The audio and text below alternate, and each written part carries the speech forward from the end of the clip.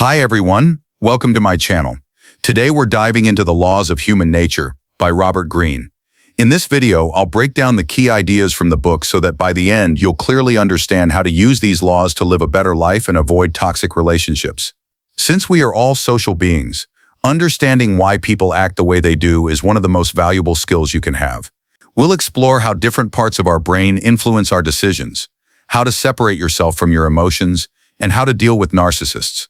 You'll also learn about toxic traits to watch out for, how to see beyond the masks people wear, the darker side that exists within us all, and much more. So let's jump right in. Let me introduce you to a few people. This is Jane. She is married to Paul, but what Paul doesn't know is that Jane has been having an affair with her coworker John for the past 2 months. Then there's Mark. Mark likes to donate to the poor, but only if he can share it on social media to gain more followers. Finally, Mary and Kate pretend to be friends, but behind closed doors they gossip and try to undermine each other. So why do we really do the things we do? Law 1. The law of irrationality. Master your emotional self. We all like to believe we're in full control of our lives, carefully planning every step. But the truth is our emotions have a much bigger hold on us than we realize. You might think you're making clear, logical decisions, but often your emotions quietly guide you without you even noticing. This hidden emotional influence causes mood swings and disconnects us from reality, leading to bad decisions and negative thoughts. Being rational means learning to fight back against these emotional effects. The first step to becoming more rational is accepting that humans are naturally irrational. For millions of years, living beings relied on instincts to survive. Over time, some of these instincts turned into feelings like fear. Our brains have 3 parts. The oldest is the reptilian brain, controlling basic body functions and instincts. Next is the limbic brain, where our emotions and feelings come from. Finally, on top is the neocortex, which handles thinking, language, and reasoning. Our emotions start in the limbic brain, where chemicals react to what's happening around us. But when we try to explain these feelings using the neocortex, the message often gets lost or twisted. That's why we can feel angry when the real feeling is envy or worry. Unlike animals who feel fear for a short time, we often hold on to our fears and create long-term anxiety. Since emotions are always present, they constantly affect our thinking.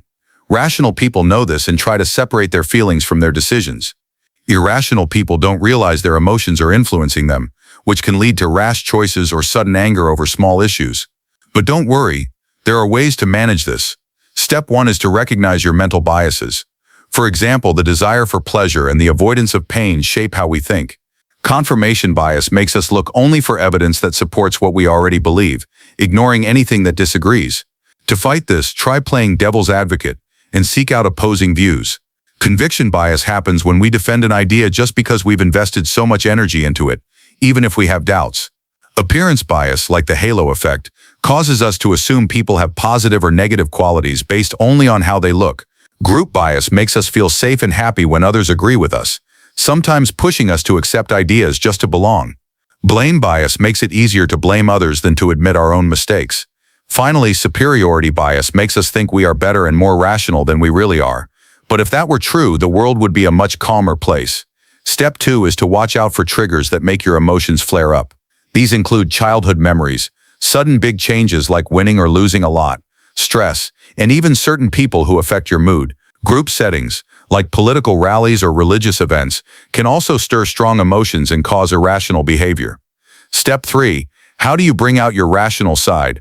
First, accept that you're naturally irrational, and that emotions often thrive on ignorance. Next, reflect on why you reacted a certain way to something. Then give yourself time to respond by stepping back from the situation, calming your emotions, and letting reason take over. Lastly, stop trying to change other people. Judging and wanting to fix others only adds to your emotional stress. Instead, accept people as they are and focus on working with what's in front of you. If you want more peace and clarity in your life, the first step is to tame your emotions. Have you ever made a decision that felt completely logical at the time, but later realized it was driven by emotion? What happened? Law 2, the law of narcissism, transforms self-love into empathy. We all have some degree of narcissism, some more than others. Since humans are social creatures, from the moment we are born, we have a deep need for attention. People will go to great lengths to get noticed, sometimes even committing crimes or attempting extreme actions just to be seen. So where do you fall on the narcissism spectrum? If you're below the middle of the scale, you might be what's called a deep narcissist. Deep narcissists are self-righteous, quick to anger, and often seek revenge. These behaviors hide deep insecurities. If the conversation isn't about them, they may become distant or impatient until attention returns to them. They often show high self-confidence, but this is just a mask for an inner emptiness. For deep narcissists, attention feels like survival. If you fall above the middle, you are a functional narcissist. Most people are here. You do want attention, but you don't always seek it. You can listen to others and focus outward, instead of constantly chasing the spotlight. At the top of the spectrum is the healthy narcissist, which is almost the opposite of deep narcissism. Healthy narcissists have strong empathy. They can imagine how others feel and see things from different perspectives. This helps them build better relationships. In contrast, deep narcissists often struggle to maintain meaningful connections. To grow empathy, there are 4 key skills to practice. First, have an open, curious attitude. Don't assume you already understand someone. Every new person is like a new world to explore. Second, develop visceral empathy by paying close attention to body language and tone of voice, which reveal feelings more clearly than words. Third, practice analytic empathy by trying to understand even those you don't naturally like. As Abraham Lincoln said, "I don't like that man. I must get to know him better." Lastly, empathy grows through feedback. Ask people about their feelings and check if your understanding is correct. Empathy is really a mindset, a new way to connect with others. There are different types of narcissists too. The complete control narcissist is ambitious and energetic, but very insecure. They're hypersensitive to criticism and good at pretending empathy, but they use this to manipulate and control, not to genuinely connect. The theoretical narcissist is a master of disguise who plays many roles to seem moral or like a victim, always seeking attention from others. On the other hand, healthy narcissists are great at reading moods, confident, optimistic, and able to inspire others. Can you think of a time when understanding someone else's feelings helped you handle a difficult situation better? How did it change the outcome? Law 3, the law of role-playing. See through people's masks. Whether we realize it or not, we all wear masks. We want to be seen in the best possible light, especially in public and on social media. Those perfect Instagram photos or happy Facebook updates often don't reflect someone's true life. But no matter how hard we try to hide behind our masks, little cracks still appear, and through these cracks, our real feelings slip out. These subtle leaks show up in ways we don't consciously control, like body language, facial expressions, tone of voice, or even how tense someone is. If you learn to read these signs, you can start to see the truth behind the mask. As philosopher Arthur Schopenhauer said, "People are like the moon. They only show you one of their sides." To become skilled at reading others and managing how you present yourself, you can practice 3 key habits. First, develop your observational skills. Pay close attention during conversations to tiny clues, forced smiles, sudden changes in tone, or mixed body language signals. These micro-expressions happen in just a split second, but reveal a lot. Second, observe how someone behaves in normal, relaxed situations, then compare it to how they act under stress or excitement. This shows you their emotional baseline. Third, people watch. Take time to watch how others behave in real life and also observe your own body language and reactions. Now let's talk about decoding the mask. There are certain cues that signal dislike or discomfort: tight lips, narrowed eyes, a stiff neck, arms crossed, or feet turning away during conversation. If someone compliments you but their eyes don't light up, they may be feeling envy rather than admiration.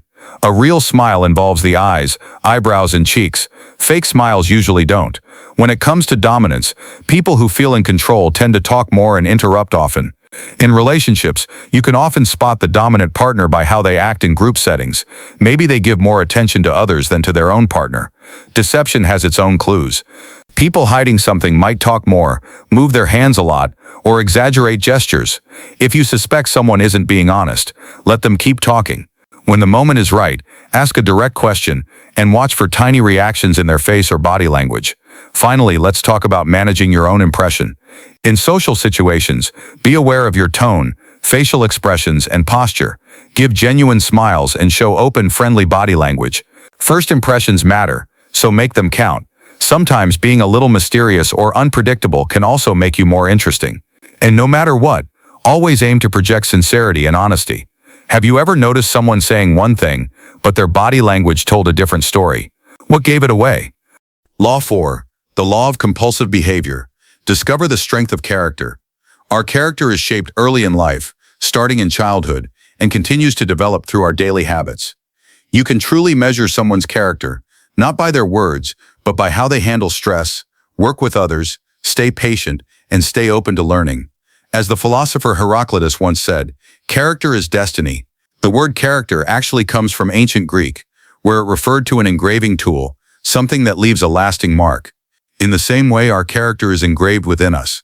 It's not controlled by luck, fate, or even other people.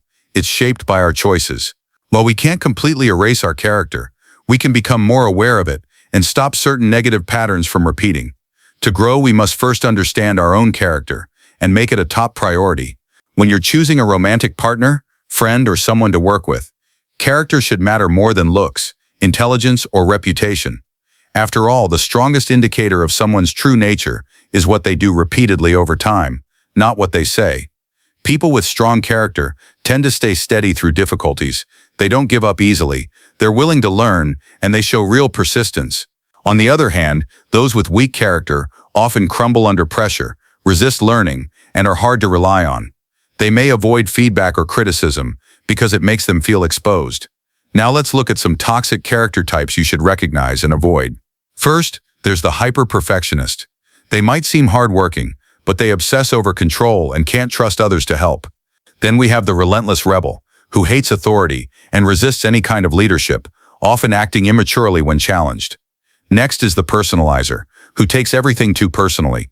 They can twist your words, making you feel guilty for things you didn't even intend. Then there's the drama magnet, someone who's constantly surrounded by chaos. They feed off being the victim and always have a problem to share.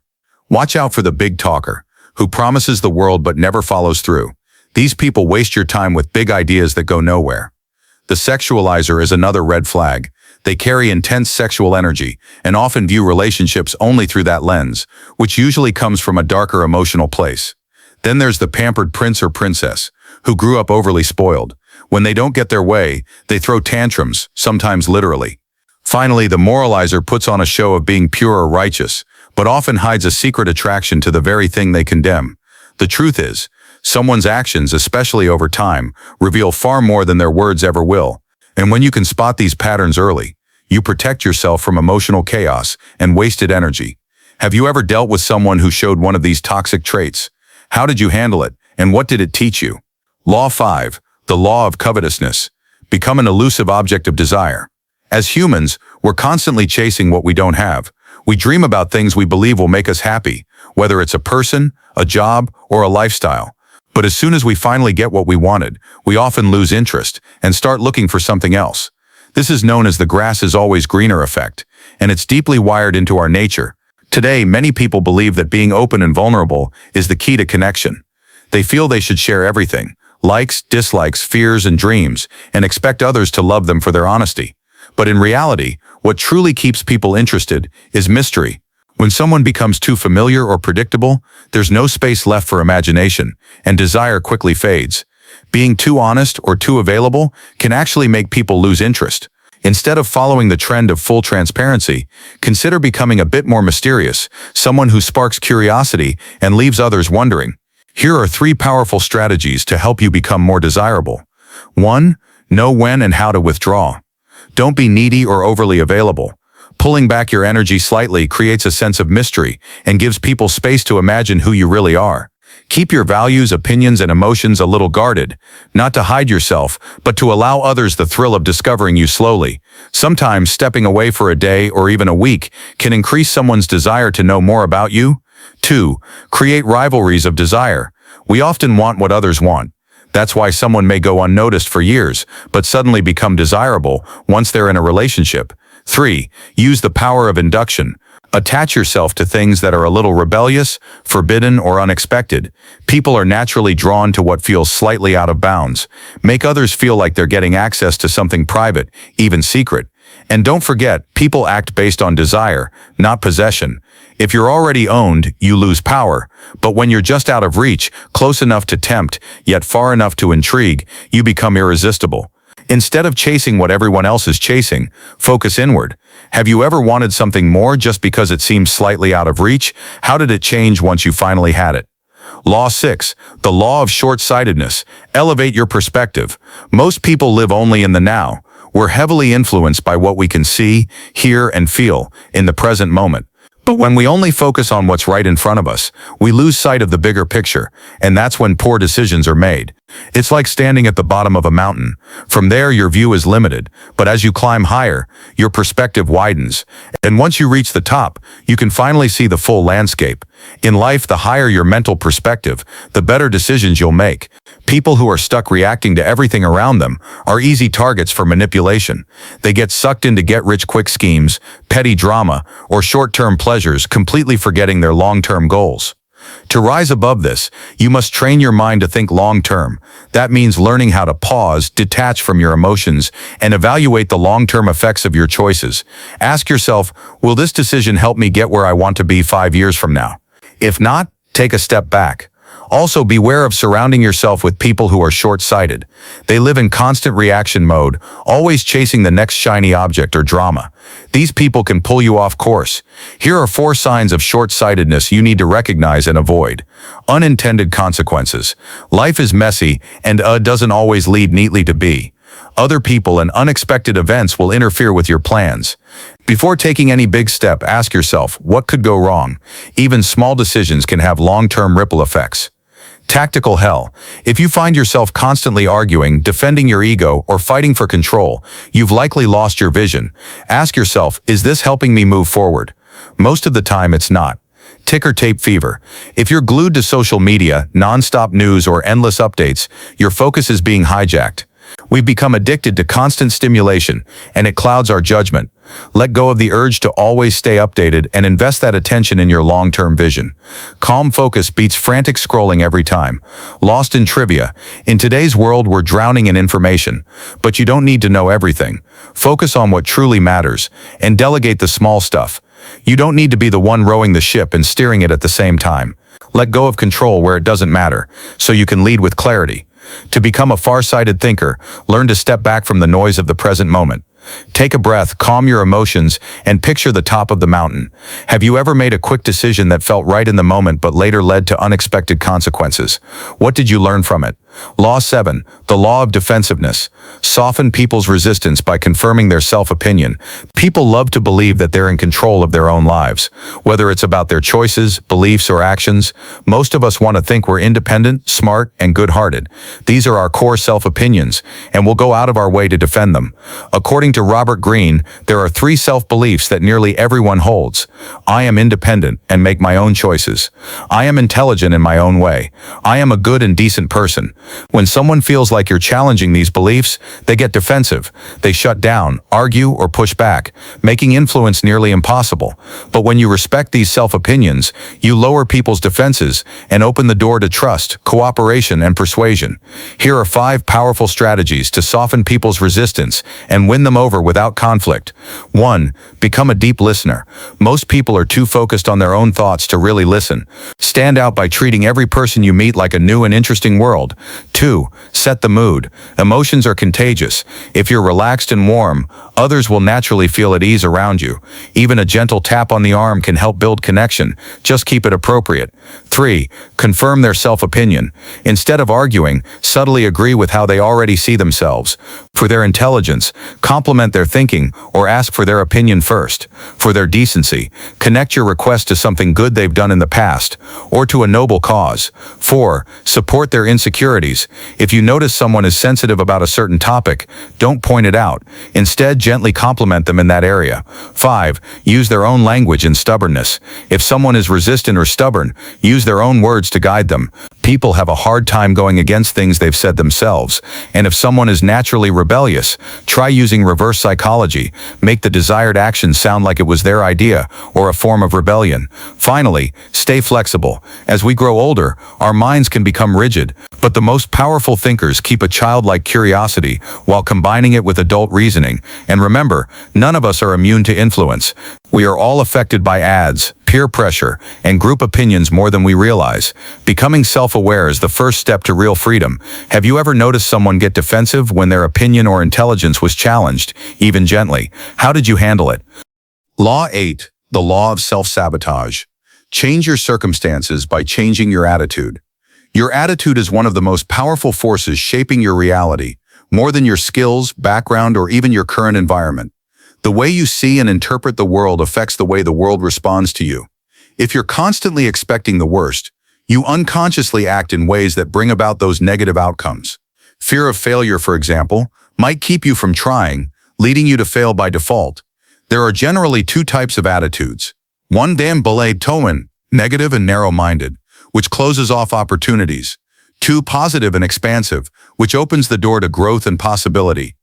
If you want to change your life, you must first change the lens through which you see it.